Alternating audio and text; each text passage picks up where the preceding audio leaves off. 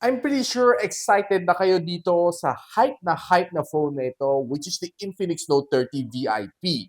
And today in this video, pag-usapan natin lahat ng gusto kong specs dito sa phone na ito, lalo na kanyang wireless charging na very unique para sa phone na ito at this price point. And I'm pretty sure marami kayong mapupulot dito sa video na ito before you decide to buy this phone. Tara, simulan natin.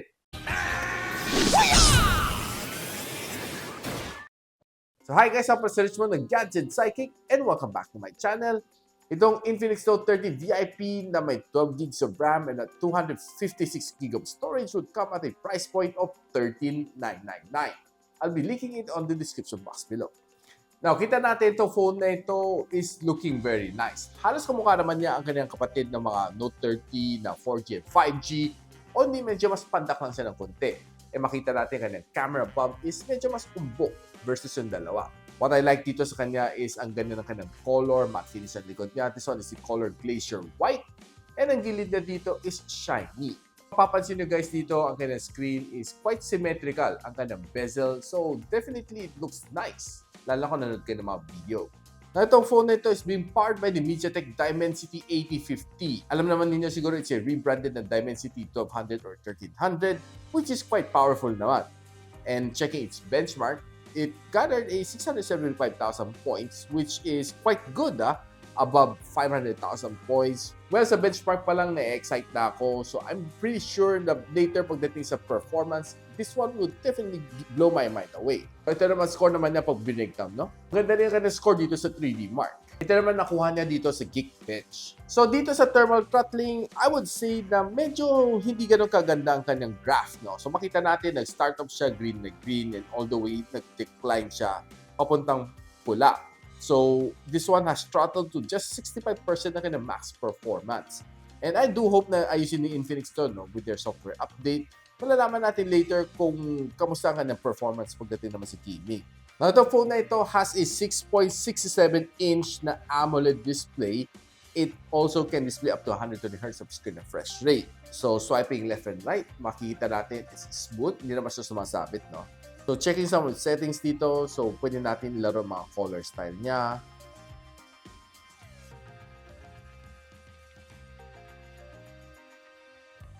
Pwede mo rin i-turn on tong high brightness mode niya para mas lumiwanag siya under the bright sunlight. Ang kanyang screen refresh rate, you can calibrate between 60, 90, 120, or auto switching. So kung mahilig ka sa social media like Facebook and TikTok, I'm pretty sure magugustuhan mo itong phone na ito dahil ang ganda ng kanyang display dito dahil sa kanyang AMOLED na screen. And I can say yung kanyang swiping speed is definitely fast dahil sa kanyang high refresh rate. Kung nag-browse ka naman sa Facebook, I can say pag-scroll mo dito, smooth na smooth din. Now, I did watch some videos dito sa YouTube and I can say okay na okay siya, no? Dahil sa kanyang AMOLED display. The colors are punchy, the black is blacker. So, nanood tayo ng mga videos like mga anime dito, basketball games, and mga Korean novela, and some movies. I would say na it's very much enjoyable for the full barkada. So, how can I forget ang kanyang sounds being calibrated by JBL? And tinry ko naman mag-Spotify dito and YouTube Music. I would say ang sounds dito is definitely good. And sinagad naman natin ang kanyang sounds to the maximum. Well, it is good. Hindi siya tunog lata. Now, the phone na ito has 5,000 mAh of battery. And this one can support up to 68 watts of fast charging. And also 50 watts of wireless charging. So, nung chinarge ko itong phone na ito from 10 to 100, medyo mabilis naman siya. Natapos siya in just 15 minutes. And right now, papakita ko sa inyo paano gamitin itong wireless charging pad na kasama. No? So many of you probably might be your first time to use a wireless charging pad. So binigyan kayo ng opportunity ni Infinix to try out the wireless charging na technology dahil this one is mostly available sa mga more premium na flagship phones. So kakabit natin ang Type-C cable natin. So once sinaksak natin itong plug na ito, iilaw siya. Ayan, kita ng kulay green. So, once na pinatong ko to sa likod, mag-charge siya. So, kita nyo, wireless charge. So, right now, it's charging at 15 watts the speed. So, don't expect na mabilis ang 15 watts. But if you have other na wireless charging pad na 15 watts, I would suggest gamitin nyo na lang yun. But I'm pretty sure for many of you, this probably would be your first time. So on daily usage, itong phone na ito, makunat naman siya and it could last me the whole day without charging as long as normal naman na gamit natin. So nilagay naman natin siya sa battery stress test, nakakuha naman siya ng 10 hours and 7 minutes na screen on time. Now, itong phone na ito is running inside Android 13 and this one is being powered by XOS na version 13. So sabi niya sa advertisement na kaya niya mag-expand up to 21 gigs of RAM. So this one is 12 plus 9 gives you 21 nga. So tingnan naman natin kanyang gaming capability dito sa phone na ito. I did play 3 games, Call of Duty Mobile, Genshin Impact, and of course, Tower of Fantasy. So lahat ng games na ito, nilaro ko siya under maximum na graphical settings. Now, pag-usapan muna natin yung Call of Duty Mobile. This game, okay na okay siya, no? Dahil kayang-kaya naman itong Dimensity 8050 to handle Call of Duty Mobile. The gameplay was smooth, the touch response was good, and wala namang mapansin ng mga lags along the way. And siguro yung mga frame drops niya is very, very minimal. Halos wala namang napapansin. So, one of the good things dito sa kanya is that the sound is definitely loud. And maririnig mo talaga mga footstep ng kalaban coming from the left and coming from the right with your loudspeaker. Now, pagdating naman sa Tower Fantasy, itong game na ito, at first 15 minutes, okay naman siya.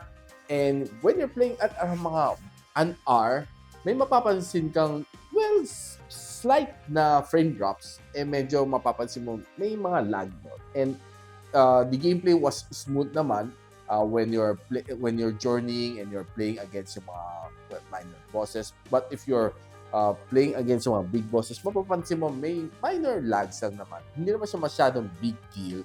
But of course, I would prefer na sana mas smoother experience ko dito. Now, pagdating naman sa Genshin Impact, ang game na ito, smooth na smooth siya for the first 15 minutes.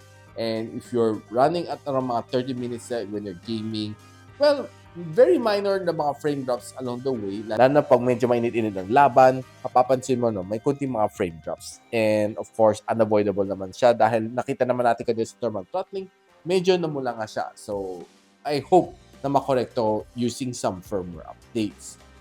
Now, pinakamainit na achieve ko dito sa kanya is around mga 44 degrees Celsius. Now, itong phone na ito is also equipped with a bypass charging na capability which, of course, lets you protect your battery when you're gaming the whole day, the whole night. And lagi lang ngayon nakasaksak, no? So, that one would protect your battery. Hindi na siya dada sa battery siya, diretso na siya doon sa board mo. In that essence, medyo mapaprotektahan ang iyong battery. Now, if you're asking kung saan nakatago ka ng bypass charging, punta lang kayo sa settings, go to special function, go to game mode, scroll all the way down. Makita mo si bypass charging, just turn it on. And ang kanyang default setting is by far the best setting na pwede mo yung magamit. Guys, pag-usapan na natin ang kanyang camera right now. This one has a 108MP na main camera sensor and a 2MP na depth sensor. The other sensor, I'm not quite sure kung QVGA ba siya or macro lens. And it has a LED flash din dito, by the way. And then sa harap niya is a 32MP na front-facing camera. Ang kanyang rear camera can shoot up to 4K and 30. And ang kanyang front camera can shoot up to 2K and 30.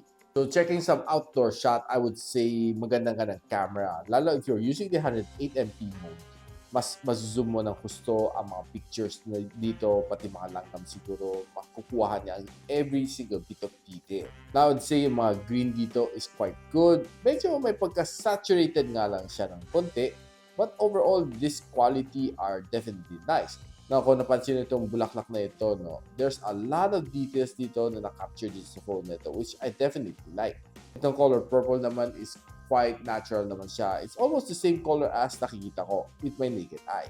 Now, as we go indoor sa mga low light situation, I would say okay ng kanyang camera. It was able to enhance ang kanyang color. So, dito medyo low light na siya, but it was able to adjust itself and gather some lights para to give me this really, really nice photo.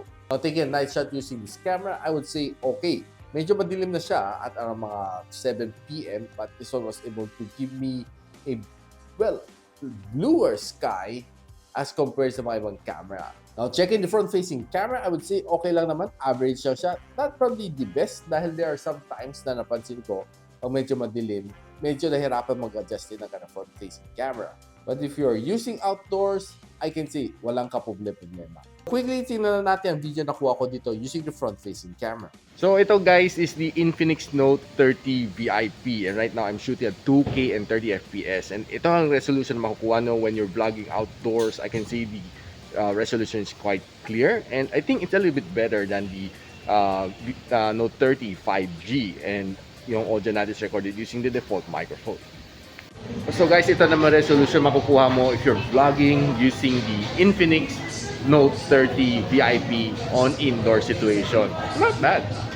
And kita natin na ng kanyang video is a little bit shaky, but overall ang kanyang video is okay, except na siguro medyo nahihirapan siya pag-adjust pag medyo low light, but the quality is not bad.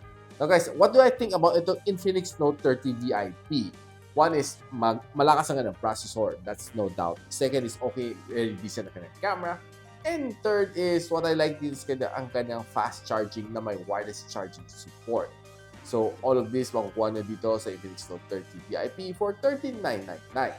So guys, kung gusto malaman kung saan nyo pwede mabili itong phone na ito, I'll be linking on the description box below. And if you like this video, don't forget to like, subscribe, and of course, hit that bell icon para di namin miss all future uploads here from my channel. And so, ako pala si Richmond, and you're watching Gadget Sidekick. Like and subscribe to my channel. Don't forget to hit that notification bell. For one of my latest uploads, click dito. And for one of my popular uploads, click here.